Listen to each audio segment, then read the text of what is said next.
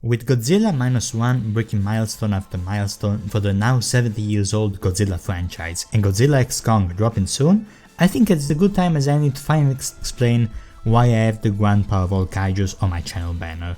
Quite simply, I love Godzilla.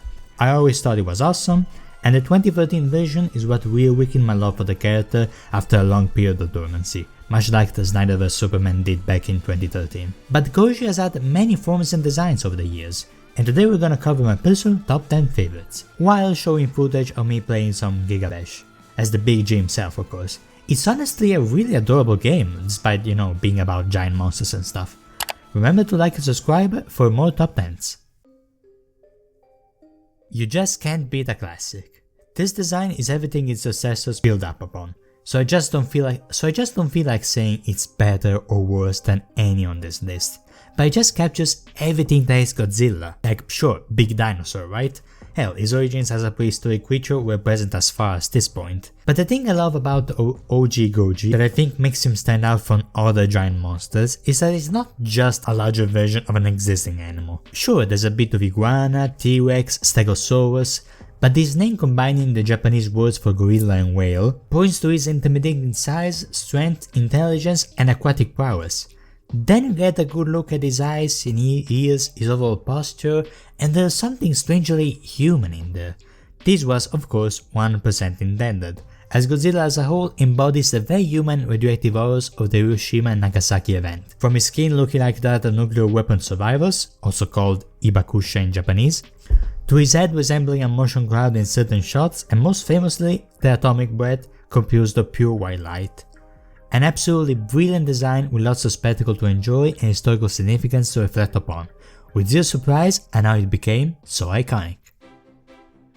You know when you're in a fighting game and there are color variants, sometimes themed after, I don't know, some festivity or special event? Well, here you have Snow Godzilla, the #1 companion for all 3 people tired of seeing the Big G wreak havoc only on dry land, urban environments or sea. Okay, seriously though, apparently this thing isn't even meant to be a mutated animal or a prehistoric beast, just a creature that happens to resemble Godzilla, and wait, is that Hatsune Miku? But still, it's really cool. If you follow me on other social medias, you know I love albino monsters. And this isn't exactly the case, but it is pretty close. I love how you can tell he's covered in snow rather than made of it. And when you couple all that with his yellow eyes that just pop really well and the dorsal spines resembling ice shards, you got yourself a pretty damn solid Godzilla designs in case you prefer a more nuclear winter. Coming from an installment I can tell is far from being particularly beloved, we have the biggest Godzilla to date. He's a plant-based being instead of either dinosaur or radioactivity enhanced animal. His atomic breath looks more like lightning, plus he comes equipped with electromagnetic shields, and in general just looks made of metallic rock, down to a spiky beard and crystal-like spikes. Everything about him is just very elemental, I wanna say. Like, you could mistake most Godzillas for mountains from afar, but I'm pretty sure this one counts as a mountain, like geographically speaking. Godzilla Earth also signals the first Japanese-made Goji that takes visual cues from his current Monsterverse counterpart from the US, with a bulkier body, neck, arms, and just thicker everything really.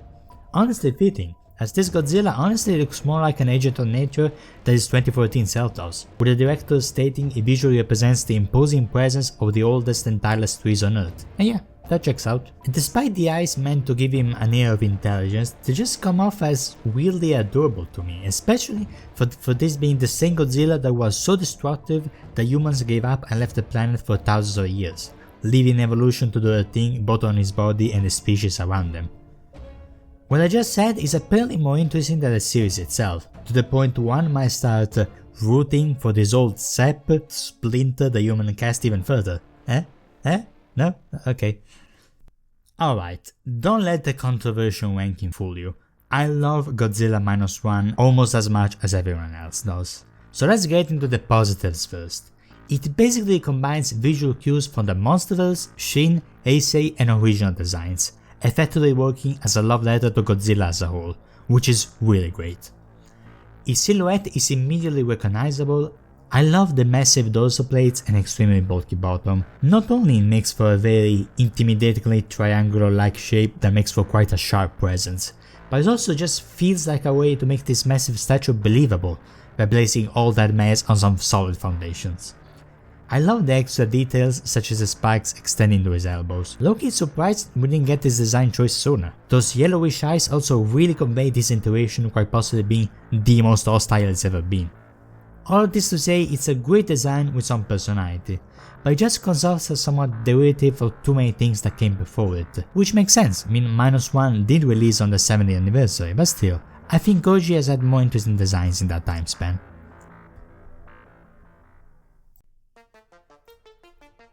Okay, so if you've been watching my channel for a while, there's a high chance you know I'm into the Dead Battle community. I also like to snoop around Reddit to find interesting matchups to think of. So imagine my shock when I find out that there's a version of Godzilla with apparently enough thematical connection to battle Bill freaking Cipher. Unlike the last two, Ultima is nothing like anything we could find in nature. In fact, it's not even from our world at all. I'm specifically talking about this form, cause you know, it's a Shin Godzilla type of deal, the way it changes between multiple forms with multiple characteristics, but yeah. It's a physics-defying, universe-eating abomination from ancient times that only superficially resembles a draconic T-Rex. Cause honestly in everything else it looks more like the Japanese Oni, aka the demon. Between the armored skin, small eyes, pronounced fangs, rows and rows of teeth, the unnatural proportions, hunched frame, the tail bigger than him, that's without getting to the geometric sci-fi visual spectacle of how his atomic breath looks. Couple all of that with his mere presence affecting reality, and yeah, I can definitely see this Godzilla causing a weird Mageddon of his own. Next up, we have a Godzilla that also effectively works as an amalgamation of his predecessors, Showa and against Mechagodzilla specifically. But before you start throwing the hypocrisy accusation, hear my final judgment without starting a war in the comments. Final Wars Godzilla to me is the perfect middle point between terrifying dinosaur-like beast Godzilla and clearly a man in rubber suit having fun Godzilla. I love how the dark charcoal skin makes the almost golden claws and teeth pop like crazy. Dido goes for his orange eyes and white spikes that instead of glued on him really feel like emerging from his skin, even if they are smaller than usual. His mean mug combined with his small eyes being this fire orange red or even being overshadowed by his brows depending on certain shots is just a technical masterpiece to look at. This Godzilla was born with a death glare towards everything and everyone, and I would not want to mess with him even if I was another kaiju. The point is, instead of looking silly, they just complement the intimidating and almost demon-like design even more. Hell, even his linear physique just conveys the sense of an athletic and fast creature that will rip you to pieces quickly.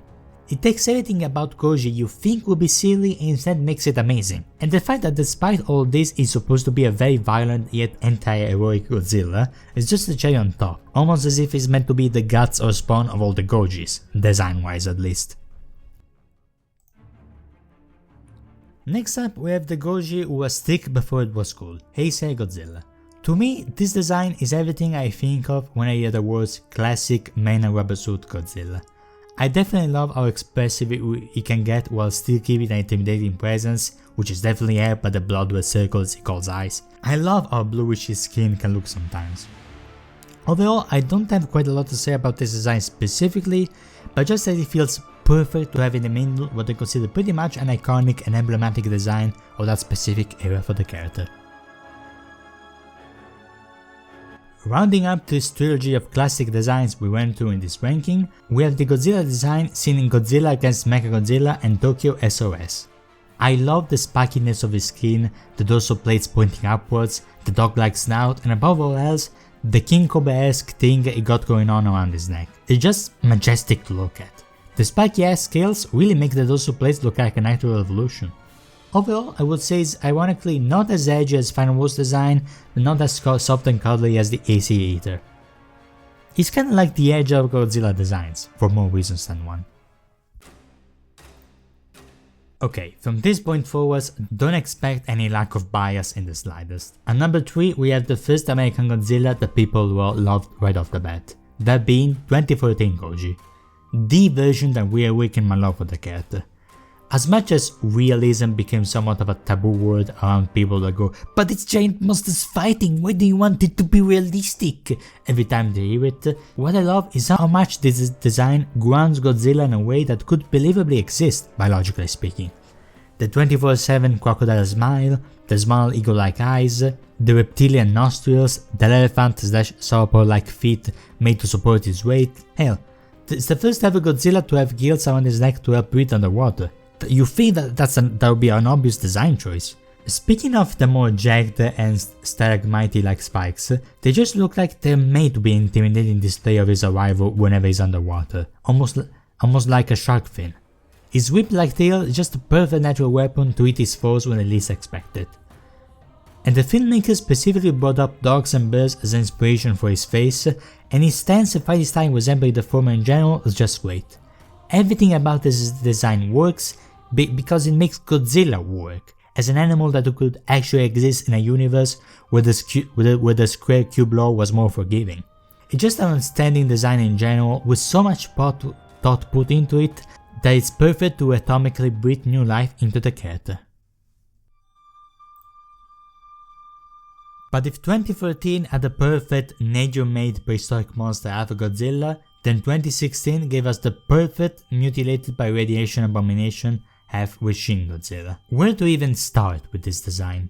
Whereas 2014 dialed down the burn marks aspect for a realistic reptilian texture, Shin's design makes his keloid scars the main event.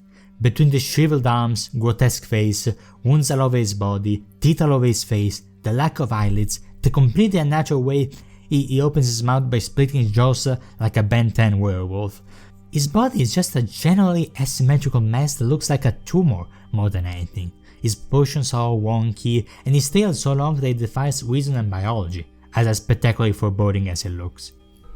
If 2013 showed how Godzilla would realistically work, then Shin Godzilla shows how Godzilla would realistically fall apart. By the way, these two concepts are called reconstruction and deconstruction respectively, it's really interesting, look it up. Every roar he makes is more of a cry of pain. His atomic breath starts with him essentially vomiting, and even his superb eye show seems to be visibly painful for him. Mind you, researching for this Godzilla led me to the discovery of something called an ant-walking alligator, which is a term for a person shriveled and disfigured by the blast of a nuclear weapon. Not just burn marks, mind you, but to the point of losing sight and the senses in general, wanting to scream yet being unable to. It's as horrible as it sounds. And Shin Godzilla is essentially a perfect evolution of how his original self parallels nuclear victims. Even his tail was heavily hinted to evolve into humanoid beings in a way that just makes my skin crawl, honestly. Purple is a color that makes the Shin easily stands out from the rest, combining the pulsating red of his horrifically suffering existence with the blue most Godzillas usually go for. So yeah, as you will learn to understand in my ranking vids, I usually put the second place what I deem to be the best on the list in a somewhat objective sense, with the top spot being going for a personal favorite of mine. Think of me appreciating a blue building more than a grey one, despite both of them being masterfully constructed. I just happen to like blue more. And wouldn't you know, speaking of blue, the number one spot for my personal favorite Godzilla design ever brings us back to the Monsterverse, specifically Godzilla as seen in Godzilla vs Kong.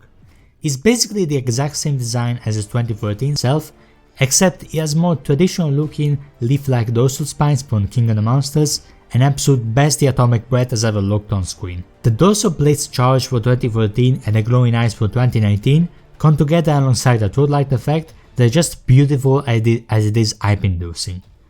Topping all that with how much design manages to be entertaining yet intimidating, expressive yet animalistic, powerful yet vulnerable, and all the reconstructive aspects are already praised in 2014 design, and to me you have the best Godzilla has ever looked on screen, pretty much the ultimate Godzilla design. Time will tell if the new Empire Evolved form will make my thoughts change once we get a full look at it in the movie proper, but until then, drink lots of water, I'll do the same. I'm Marco Quitton and I hope you made your day slightly better.